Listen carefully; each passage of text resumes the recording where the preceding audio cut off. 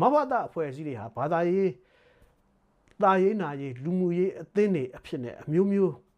ရုပ်ဖြတ်ပြီးတော့လှုပ်ရှားနေကြတဲ့အတွက်တာမန်ပြည်သူတွေကမဘာသာမှန်မသိကြတာတွေအများကြီးရှိပါတယ်ဥပမာမဟောတရားလို့ယဉ်ကျေးလိမ္မာလို့ဓမ္မစကူးလို့ကျောင်းနေ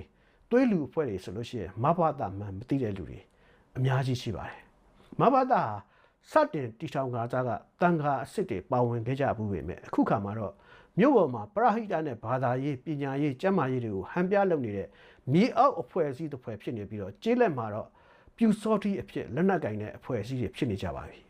အဲ့ဒီမြေအောက်အဖွဲ့အစည်းတွေနဲ့လက်နက်ကင်အဖွဲ့အစည်းတွေဟာလည်းတစ်ဖွဲ့နဲ့တစ်ဖွဲ့ချိတ်ဆက်နေကြပါတယ်အများပြည်သူအနေနဲ့ပြူစောတိရဲ့မဘာသာရဲ့